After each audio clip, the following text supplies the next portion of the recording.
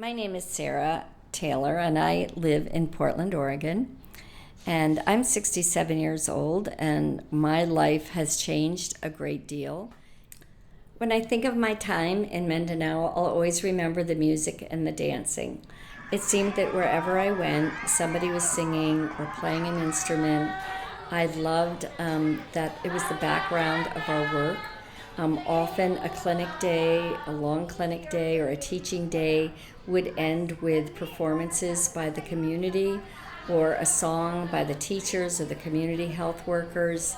We did karaoke, and on Earth Day was able to join an Earth Day dance, 1 billion rising, with many of the indigenous leaders of Mindanao who were there to end mining and deforestation of their land. So I will always remember Mindanao by the many songs and the many dances and the way that they weave music into often tragic circumstances is definitely inspiring.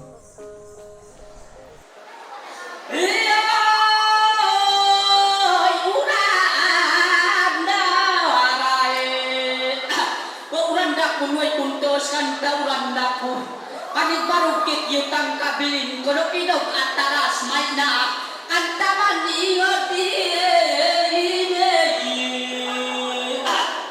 yan uran dakot yan nabali ang panahon kunto ang naaway pa ko umaporok sundaro niyo kanta kagsirsir kandang kagsirsir ka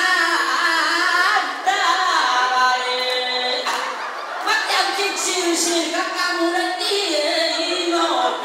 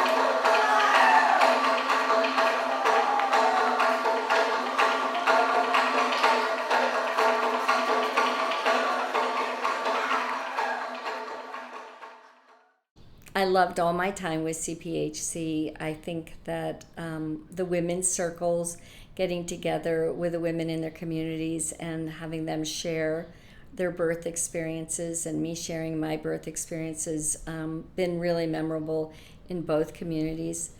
I loved the day of working with their community health workers on maternal health. They were funny and they were receptive, they were eager to learn, and they just made that day really fun. And I feel like as I told them, those kinds of things stay with you so that if one day you come upon that obstetrical emergency, you will probably remember what to do. And I think I always love to know that there's just some few simple things that you can teach people to make birth safer, even in very remote communities. So I just felt that they were really smart and that they were going to take what they learned wherever they go into remote communities.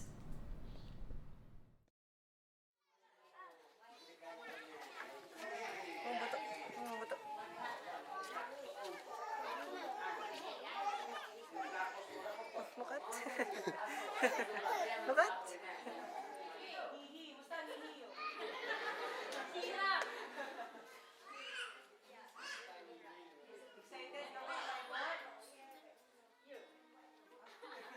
You know, I certainly was impressed with the teachers. You know, they're young teachers who are living in teacher houses in remote communities, cooking their own food, getting their own water, sometimes growing their own food. So, as a former principal, I couldn't be more impressed with the teachers' devotion, their love of life, the teaching techniques that they've learned.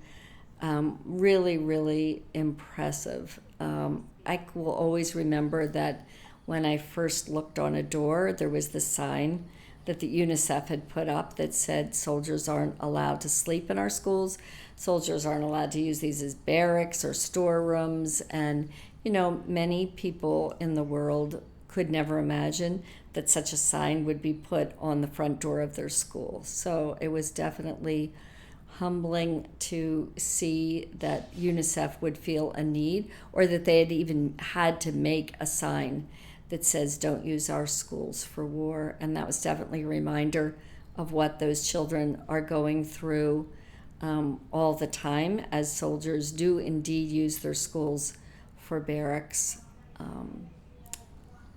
I felt like the children that we did see were eager to have access to art supplies, are very playful, they were very attentive, and obviously were eager to be in the school. The school seemed like the center of the community for clinics and for gatherings, and just seemed like they were the center of schools in a way that I think schools used to be more in the United States and around the world. So I was impressed with the role of the schools and the teachers and the community health workers in the communities.